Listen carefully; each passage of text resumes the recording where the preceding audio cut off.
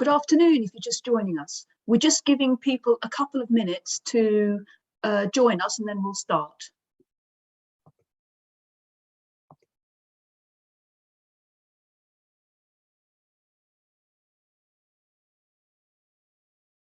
So in the meantime, if you would like to introduce yourself in the chat, that would be great.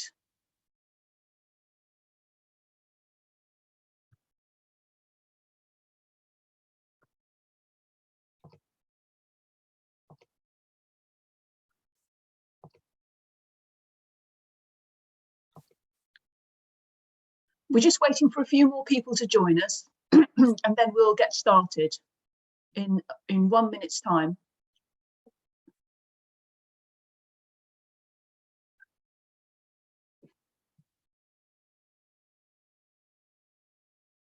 If you'd like to introduce yourselves in the chat, that would be great. It's really great to have you here. And we'll get started in about 30 seconds.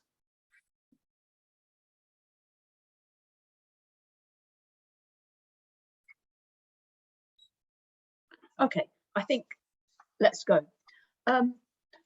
Welcome to this session. I'm Vicky Goff and I work at the British Council, and together with the Qatar Foundation International, we've organised this session, which is designed to get you thinking about Arabic, which is a hugely important world language and the vehicle of a really rich and vibrant culture. And to do that, we're going to introduce you to the work of 3 Arab artists who's going to share their music and their poetry with you. So what I'd like to do now is pass over to Tony, who is going to introduce our artists. Thank you, Vicky.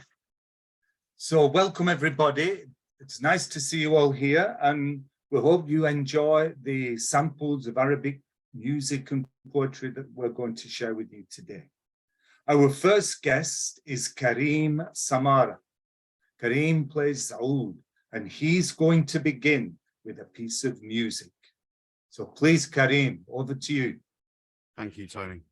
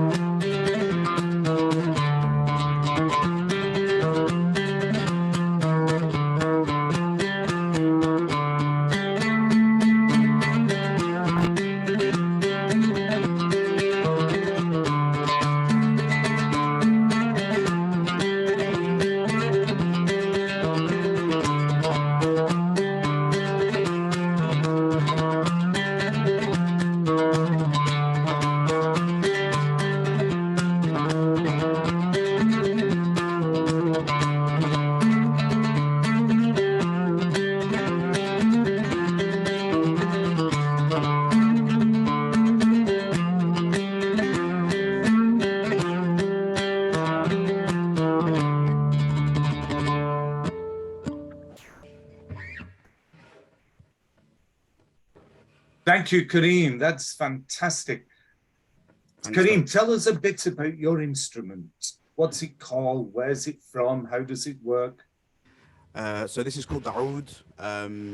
In English, they'll just call it the oud. In Turkish, it's the ud. It is the granddad of the guitar. So from this, we got the European lute, and then from that, the classical, the Spanish guitar. Its age is disputed, probably about 3,000 years old, something like that. And it's a primary instrument for songwriting in the Arab world. Originally, Arab women wrote songs on this, and it's bowl shaped at the back, so it goes sort of into your stomach and your chest and resonates. And this specific one is from Syria, and I've modified it so that I can plug it in to amplifiers and electric to do some stuff that you'll hear a little bit later on. Right. And how long have you been playing it? I think I've been playing the oud itself probably about 10 years, maybe just a bit more on and off. And before that, I played the guitar, and it was something that I could never really recreate the Arabic songs that I grew up listening to on the guitar. And so I was gifted a oud from my aunt and my cousin, and yeah, I dived into it. Great. Well, go on, give us another piece, something a little different, maybe. Okay, so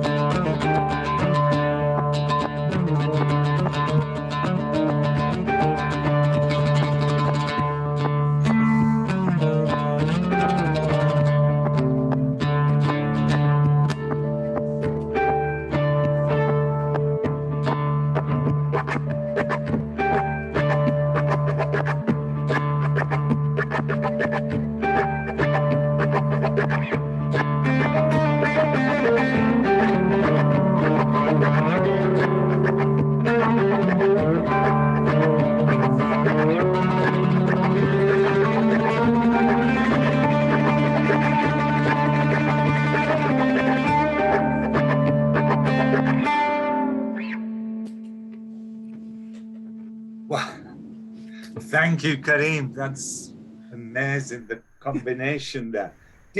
Tell us, Kareem, is Arab music the same in all Arab countries, or does it vary? No, it varies. It varies very much. Sorry, I've just suddenly started some sort of hum. 1 second. I don't know why that's happened. I don't know. What was that? Sorry, Tony. That's There you okay. go. Stop Right. that. No, it's not the same in every country. It's very different. Usually from influences as to like what people were there at which times and where people migrated to and from within that country. I guess also it depends on, you know, it's such a wide region, the Arab speaking world. So like there's a lot of African influences in North Africa. There's a lot more Mediterranean influences in the Levant. There are also, it depends on the language, the way folk traditions kind of continue from the different accents and dialects of Arabic that different countries speak. Right. Yeah. And Kareem, tell us a bit about yourself. Where you're from? What's your journey with the music? Well, I'm born and raised in London, and I used to be in typical kind of rock bands as a guitar player at school. Big love of the blues, but I always listened to the Arabic music that my mum used to play. I wasn't brought up speaking Arabic, and well, my dad is English, so we never really spoke Arabic at home. Oh. Not as a, wasn't really a conscious decision, I don't think, but it just never happened. And then I very much sort of like fell more and more in love with Arabic music, and through that, it ignited a relationship with the Arabic language for myself as well. So if I was learning to play songs, popular songs, traditional songs, I would learn the lyrics and I would learn the meaning behind them. So I was learning more words, getting a better vocabulary, starting to understand grammar a little bit more. So I'm still very much on that journey, Right. with a strange accent that is a mixture of a Egyptian and Gazan child, perhaps. I don't know. I'm not really sure. I'm not the most confident, but I'm doing all right. Would you like to say a few words for those of our guests who are Arabic speakers, Kareem? Not particularly. No. Okay. Ahla wa sahla. And I hope, yeah, I don't know. It's like when I speak to my aunties, I always get put on the spot and I suddenly can't remember any words. But That's not very fair, is it? You know, Ahla wa sahla, sharafna, and I hope you enjoyed the music I play. We did. Now, Vicky, do you have any questions from the audience for Kareem? I don't have questions from the audience. Maybe we can try and encourage people to put questions in the Q&A box, and we'll come back after the next performances. Right, okay, that's not a problem at all. Kareem, you're going to be performing soon in London, aren't you? Do you just want to say where and when that is, in case anyone would like to come and see you? Yeah, I'm performing. I'm composing the music for and performing in a show called Hakowatis, which is the name given to an Arab storyteller. Right. And it's the story of, it's called The Women of the Arabian Nights. It's at the Shakespeare Globe on London South Bank from the 1st of December till the 14th of January. So we'll be there. Yeah, brilliant. Okay, thanks, Kareem. Cheers. Now, we're going to have our second performer today, who is Amira Saleh. And Amira Saleh is a performer of the spoken word, and she's going to read for us some of her poems. So Amira, over to you. Shukran. This poem is called Tourist in My City, and I wrote it to invite the rest of the world to see Birmingham. I'm born and raised in Birmingham, to see the world for the Commonwealth Games. It's called Tourist in My City. My marhaba salam namaste is a tourist on your tongue. It visits when it feels your city will open its borders. See my city speaks out like activists in protest. And sometimes we are held back like English words stuck in foreign throats, struggling to find their way home. We have told you you're welcome. Opened arms so wide you could fit a whole country like Yemen between my right and my left. But we haven't forgotten what you did for us, with us, to us, and we won't. Birmingham, you stayed back too long. Told them to take the limelight for a while, and they sparked coloured lights in celebration of everything, but never in celebration of us. You are nothing without me. Us and the homeless who spend their time on Stratford Road street corners asking for a quid or two. We built this city. From amidst us for china plates, guns and sugar to this. And they ripped through you for canal systems, because it was easier to take what was an hours across to the big city and sell it. Now they don't believe us when we say we have more canals than Venice. They don't believe us when we say we are the artists, the activists, the producers, the directors, the CEOs, the cleaners, the police, the elderly, the firefighters, the young people. We are the Brummies. Sometimes Birmingham, we have to stop running. Yeah, we built this city, but we is never just me and you, it's ancestors we rarely pay homage to. And yeah, my city is yet to understand the institutional isms that once held us back no longer do, but we won't let it stop us raising our fists. And everyone outside of Brum can say the Gen Z and millennial market in Birmingham is blooming. In fact, it's the youngest in Europe. But I say we tell them the truth, that we read our ancestors' manifestos and channeled them into stages like these. So before I say my ma'asalama, I want you to see my city. Wow, thank you very much, Amira. That's lovely to hear something about Birmingham and Yemen combined together. So tell us about your work and how did you get into poetry, and how does your heritage influence the poems you write? Yeah, I fell into poetry by accident. I started writing plays when I was quite young. I was 14, 15 in school. And I published a play called I'm Not Mad, I'm Just Not Normal. And it's about a schizophrenic Yemeni woman who gets forced to get married at 13, gets pregnant, leaves a child outside a mosque in Yemen, and then elopes to England with an Englishman. And the whole art sector was like, what? Like, because I was like 15, but it was a story of one of my aunties, so it was very close to home.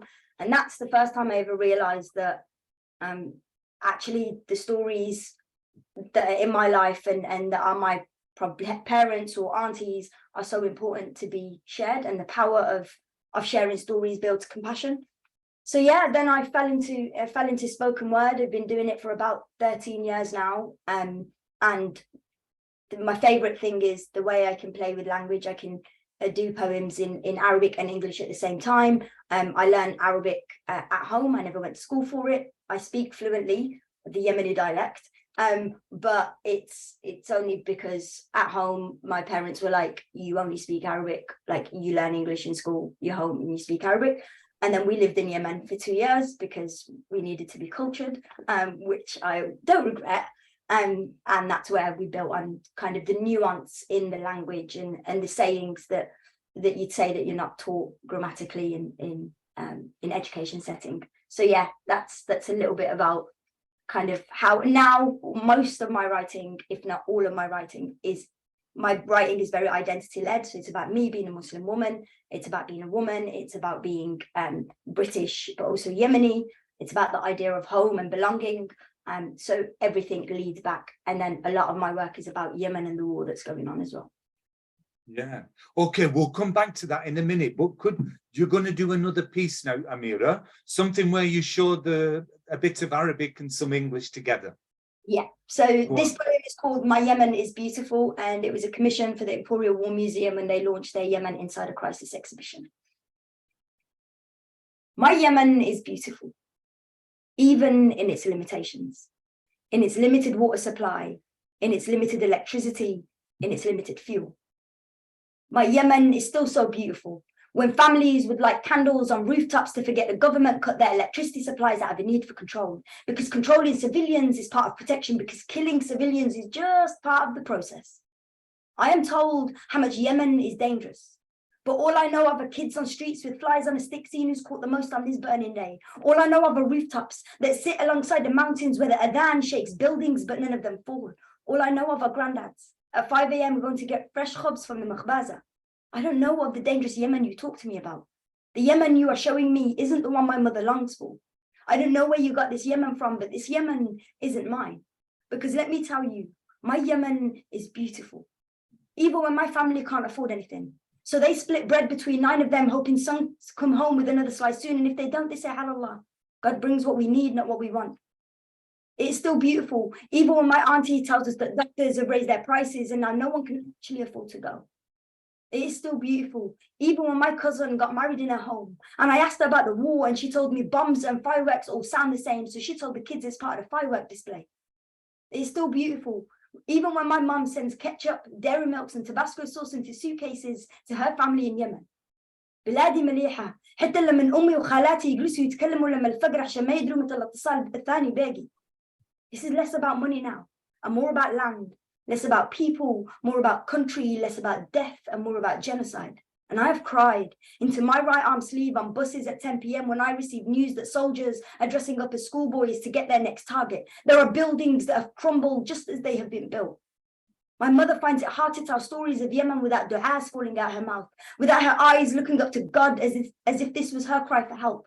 My mom breaks my heart every time she talks about Yemen. So I watch her, look outside our English windows, du'as trailing behind her, eyes up to God in silence. She says Yemen was rebuilding itself from sand.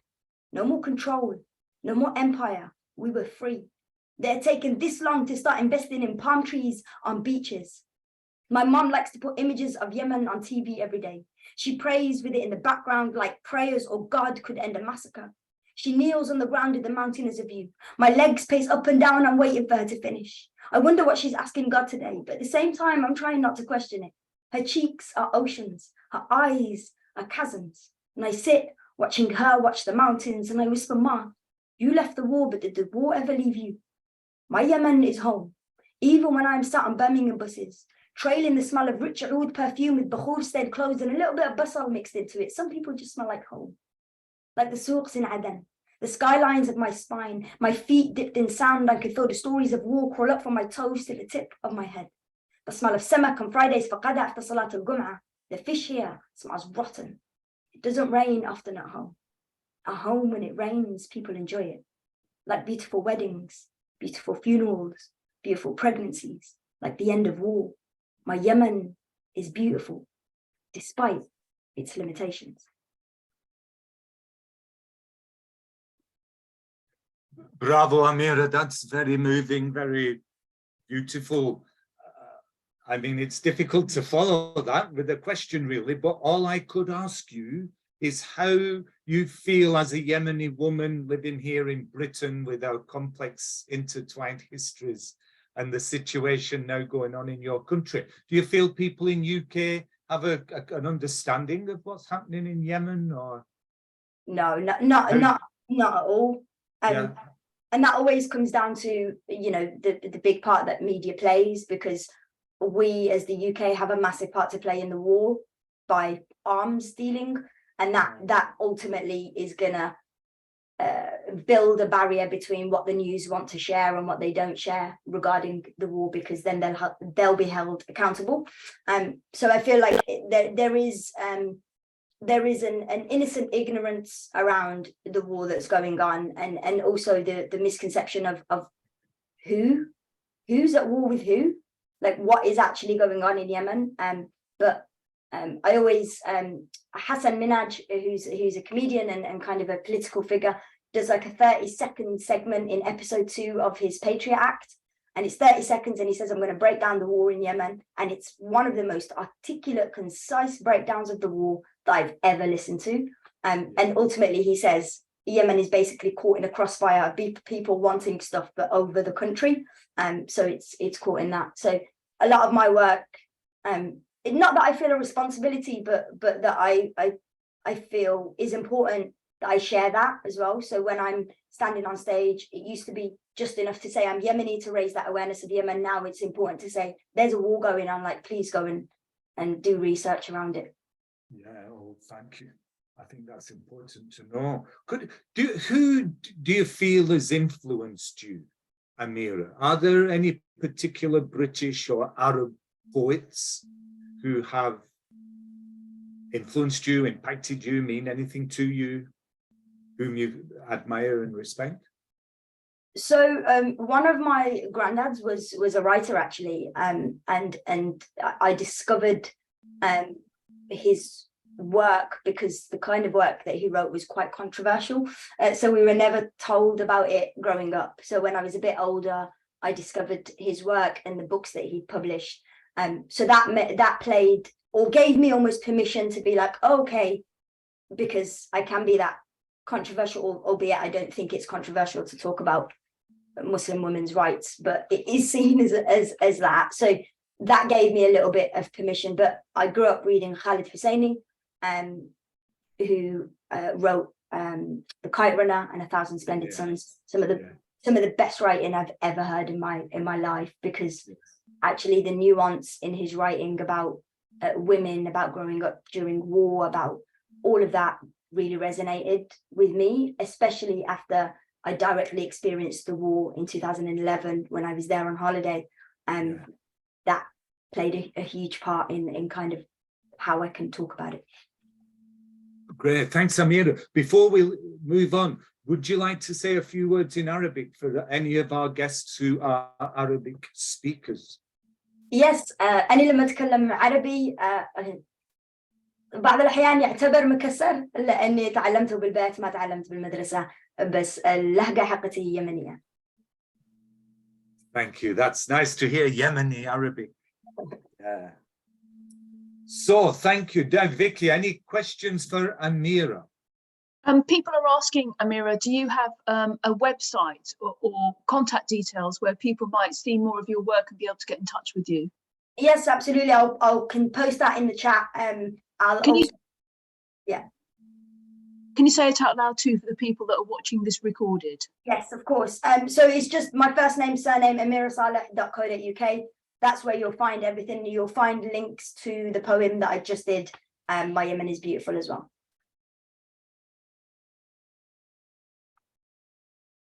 Thanks. And that's the only question we have. And people have asked the same for Karim. And Karim, would you like to just say where people can see and hear more about the work that you do? Yeah, you can find me on Instagram at Karim Samara Music, and on Bandcamp as well, karimsamara.bandcamp.com, I believe, and on SoundCloud, Karim Samara Music. It's yeah, Insta's a good way to sort of keep in touch with what I'm doing. I'm working on being better at telling people what I'm doing, so I'm going to be getting a website soon. Thanks. Brilliant, thanks. Back to you, Tony. Okay, thank you, Vicky. So now we're going to go to our third and final performer, who is Sanaa Wahba. And Sanaa is going to play for us an instrument which is very special to the people of the Arab world. And I hope you enjoy it as much as we do. So please, Sanaa, over to you. Hello, hope you are doing well, everyone. Sorry, I have flu. I'll start with playing a piece for Muhammad Abdul Wahab called Ya Msafir Wahdak, which means traveling alone. Hope you enjoy it.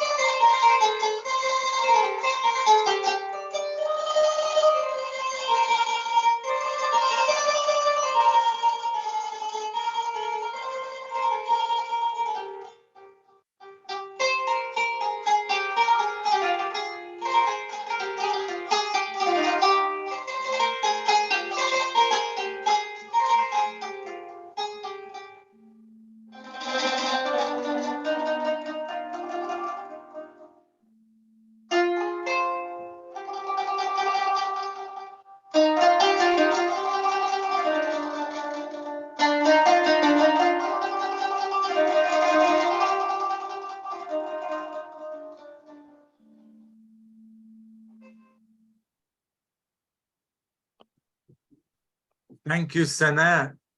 Thank you. Sana, that's quite exquisite. Could you tell us something about that instrument? What's its name? Where's it from? How long have you been playing it? Tell us about it for our audience. Yeah, it's called Qanun. It's very known at all Arab countries, Turkey, Iran, Greek. So it has so many strings. It looks like the harp somehow. We have these bits to change from natural to flat, sharp, and these bits for tuning. It's a main instrument on all Arabic bands. It's called Qanun, which if we want to translate it to English, it's low, because when the Arabic band wants to take an A to tune their instruments, they take it from the Qanun, like the oboe in the orchestra. So yeah, it's That's really nice. Sana, how long have you been playing that instrument? And tell us a bit about your journey, your musical journey. Did you begin with Qanun, for example? yeah, actually, because my dad likes music so much, he plays the oud, and he used to invite Arabic bands, famous Arabic bands. They used to play with Sabah Fakhri, who's a very famous Syrian singer. So the Qanun player in that band, I used to sit next to him every time because something in this instrument attracted me. Right. So yeah, it was my first instrument. That was 30 something years ago. Yeah, so I've been playing Qanun for 33 years. Later on, when I joined the High Institute of Music, I started to learn double bass as well. Oh. So when I graduated, I used to be a teaching assistant for both of instruments in the High Institute of Music. I started to play at the Syrian National Symphony Orchestra on double bass. That was, I played with them for 18 years, around 18 years. Yeah, and I used to be as well in the Arabic orchestra music as a Qanun player. Fantastic. Well, why don't you play us another piece? I'm sure everybody wants to hear a bit more. So do another short piece before we move on.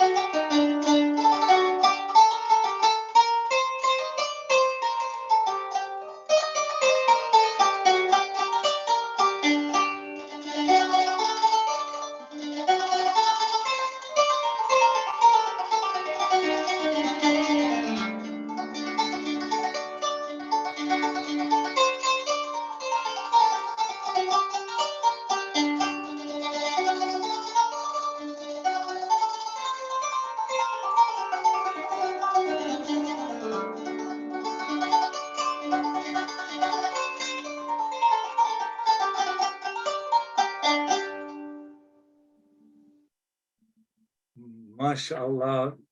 Thank you very much, Sana. Thank you. Sana, before we move on, would you like to say something in Arabic for those guests who are Arabic speakers? أنا ممكن أهلا وسهلا فيكم. أتمنى أن تكونوا قد استمتعتوا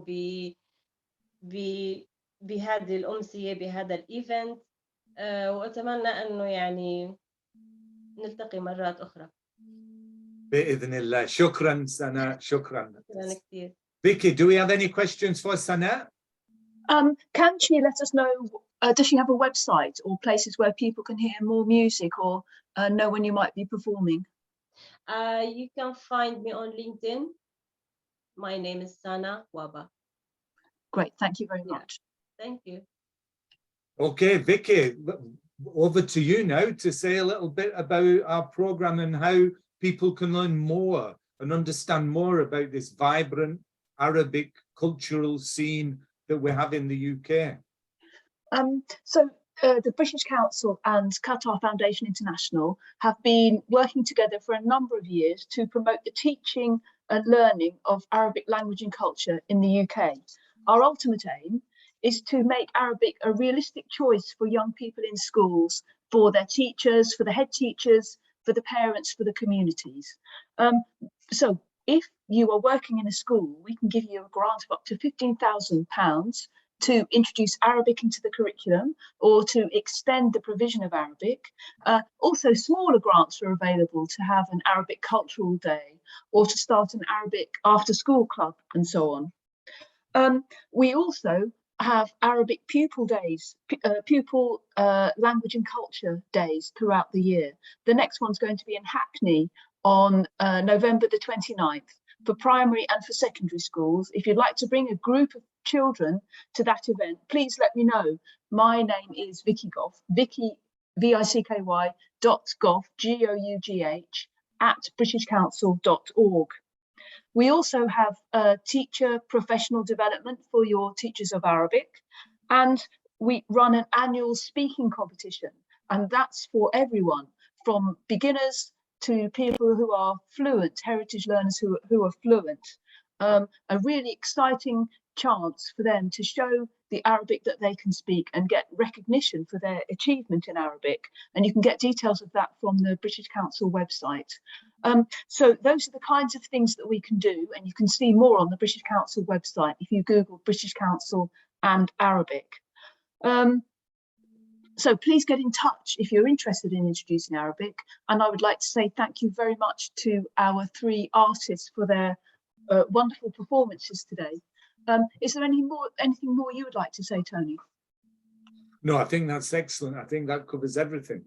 And of course, we know that working together with Karim and Amir and Sana, that we'd be very happy if any schools are keen to welcome performances of Arab musicians. We can perhaps work together and help bring that into your school. Okay, well, thank you very much for coming to the session, everyone. I can see some really positive comments in the chat for our 3 performers. And good luck with your Arabic journey for the teachers and pupils here. Thank you.